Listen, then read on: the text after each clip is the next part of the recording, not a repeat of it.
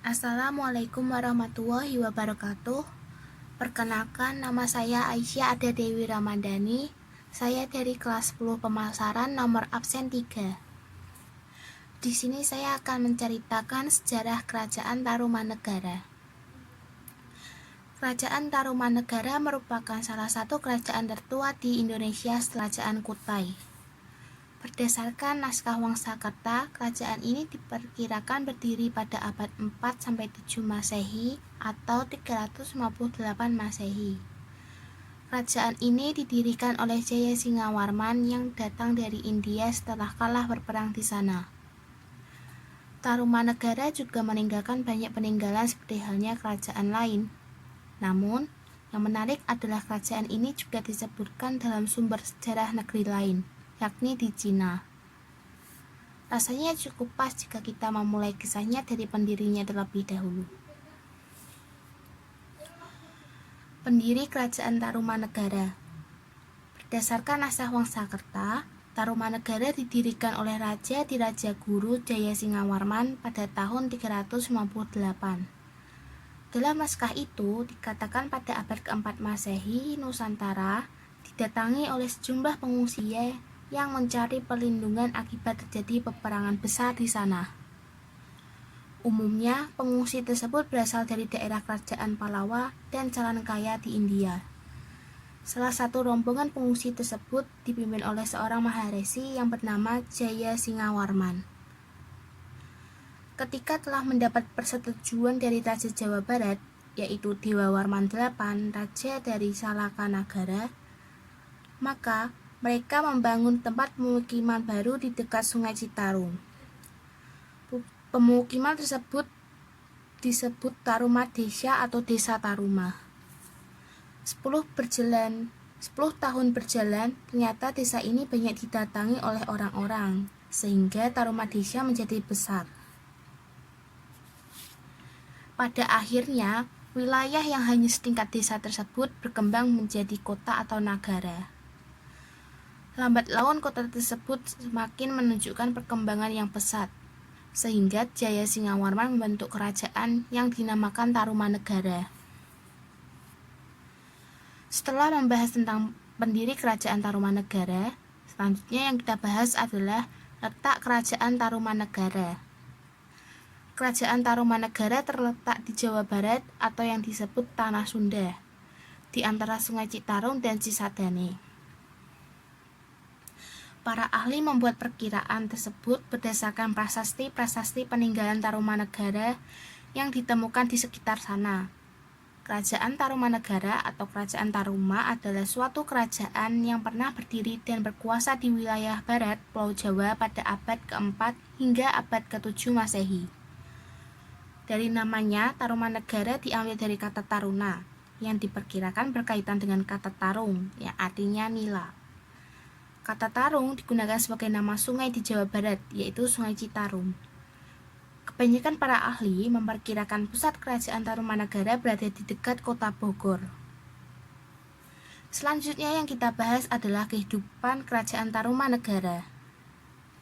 Berikut kehidupan kerajaan Tarumanegara dilihat dari beberapa aspek seperti kehidupan politik, kehidupan agama, sosial, dan ekonomi.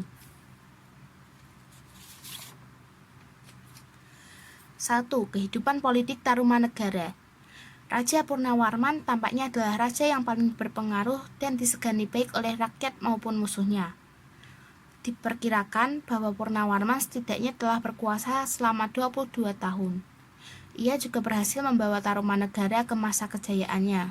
Selain itu, Purnawarman juga telah berhasil menjalin hubungan diplomatik dengan negara Cina.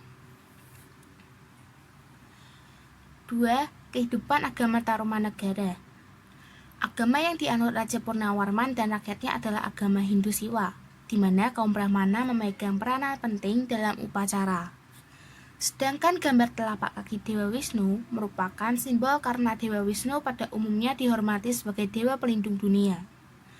Tarumanegara didominisasi oleh agama Hindu Siwa, di mana kaum Brahmana memegang peranan penting dalam upacara keagamaan.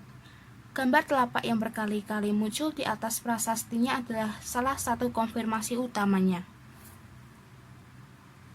Berdasarkan berita atau jurnal Fahyen di Tolomo, Tarumanegara, terdapat 3 agama, yakni Hindu, Buddha, dan agama nenek moyang atau yang disebut animisme. Rajanya memeluk agama Hindu sementara. Adanya 2 agama lain menunjukkan bahwa sikap toleransi beragama telah dijunjung tinggi di Tarumanegara. Yang ketiga, kehidupan ekonomi Tarumanegara. Raja Purnawarman sangat memperhatikan kemakmuran rakyatnya. Ia bahkan membangun sebuah kanal atau parit untuk kepentingan perekonomian rakyatnya yang menyangkut irigasi, pelayaran atau perdagangan, dan menghindari bahaya banjir. Peninggalan artefaknya juga menunjukkan ciri atau aspek kepercayaan megalitik yang telah berkembang dengan masyarakat yang cenderung memiliki mata pencaharian dengan cara bercocok tanam. Pembahasan selanjutnya adalah masa kejayaan Tarumanegara. Tarumanegara mencapai puncak kejayaannya ketika di bawah pimpinan Purnawarman. Pada masa kepemerintahan Purnawarman, kekuasaan Tarumanegara diperluas dengan menaklukkan berbagai kerajaan-kerajaan yang berada di sekitarnya. Luas kekuasaan Tarumanegara hampir sama dengan luas Jawa Barat sekarang. Selain itu, Purnawarman juga menyusun undang-undang kerajaan, peraturan angkat perang, strategi, dan siasat perang serta pustaka-pustaka lainnya. Purnawarman juga dikenal sebagai raja yang memperhatikan rakyatnya. Lagi-lagi, salah satu kebijakannya yang paling berpengaruh besar adalah pemindahan ibu kota ke daerah tepi pantai dan penggalian sungai untuk irigasi, akses maritim, dan penghalau banjir. Lalu selanjutnya yang kita bahas adalah keruntuhan kerajaan Tarumanegara. Melalui sumber berita Cina dari dinasti Tang, disebutkan bahwa setelah tahun 669 Masehi, Tolomo tidak pernah mengirimkan utusannya lagi ke sana. Kemungkinan besar alasannya adalah karena Tarumanegara telah runtuh. Ditemukan pula dalam prasasti kota Kapur peninggalan Sriwijaya bahwa mereka telah menundukkan bumi Jawa yang sebelumnya tidak mau tunduk. Kala itu, di Pulau Jawa tidak ada kerajaan lain selain Tarumanegara. Maka, kemungkinan besar yang diserang dan ditaklukkan itu adalah Tarumanegara.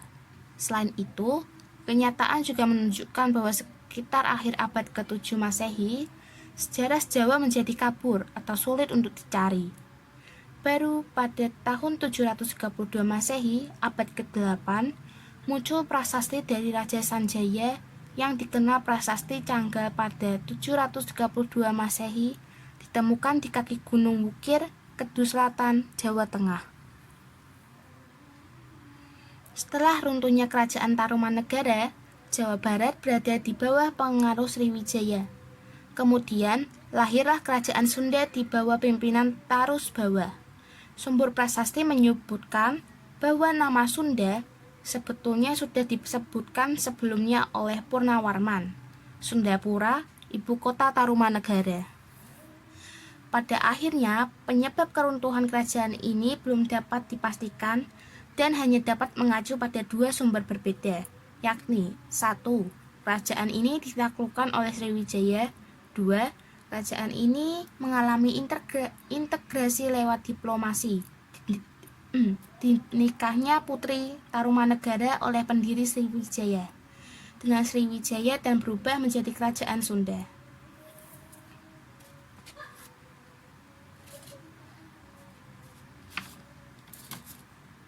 Selanjutnya adalah silsilah kerajaan Tarumanegara. Jika diurutkan berdasarkan silsilah keluarga raja-raja yang pernah memegang tahta Tarumanegara, maka daftarnya adalah sebagai berikut. 1. Jayasingawarman. 2. Dharmayawarman. 3. Purnawarman. Keempat, Wisnuwarman. Kelima, Indrawarman. Keenam, Candrawarman. Ketujuh, Suryawarman. ke-8 Kertawarman, ke-9 Sudawarman,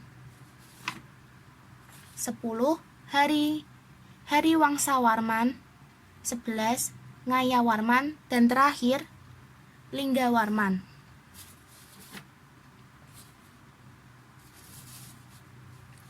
Dan terakhir yang kita bahas adalah peninggalan Kerajaan Tarumanegara.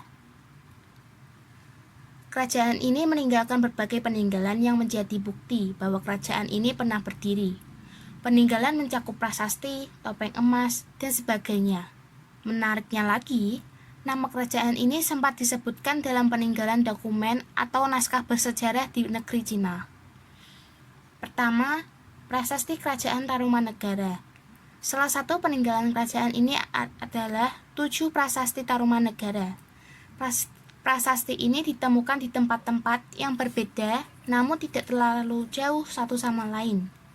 Berikut adalah beberapa prasasti peninggalan Kerajaan Tarumanegara. 1. Prasasti Ciareuteun. 2. Prasasti Jambu atau Koleangkak. Yang ketiga, Prasasti Pasir Awi.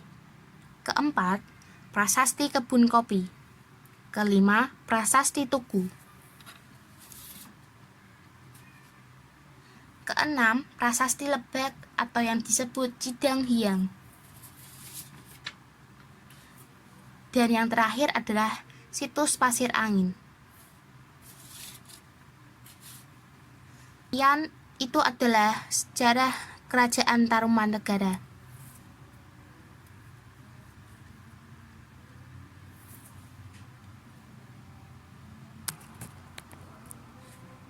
Sekian, terima kasih. Wassalamualaikum warahmatullahi wabarakatuh.